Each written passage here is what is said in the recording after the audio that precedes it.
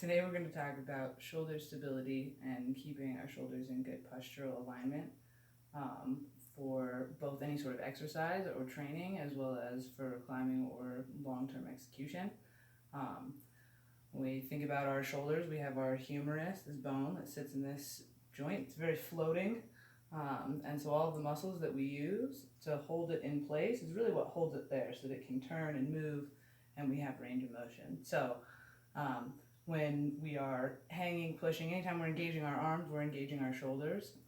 And a lot of the times, especially in climbing, we think about extending our arms so that all of our bones can line up. But there's still a couple of different ways that you can either have all of the stresses be put in your joints on all of your tendons and nerves, or being able to hold yourself with better stability so that everything has room. So like when we think about hanging, some of your biggest indicators are where your ears are compared to your arms. So if I'm just hanging and letting my shoulders pop out of socket right here, and it feels like to me they're popping out of socket, but a lot of the people when they first start hanging, this feels less engaged, so more comfortable. But this starts to put a lot of pressure inside that joint. Whereas if I can hold my shoulders engaged, there's room for blood to flow and everything else. I don't have to engage my biceps or any of the rest of the bigger muscles or big moving groups.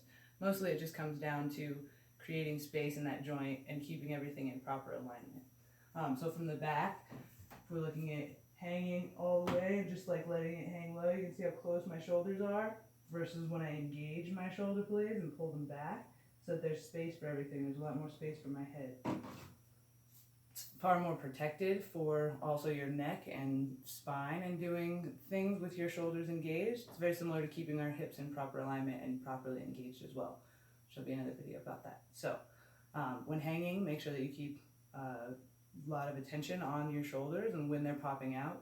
And if you start to pay attention, you'll really start to notice the difference between when your arms start to feel tingly or pumped in a bad, like kind of more zingy sort of way instead of just like muscle fatigue. And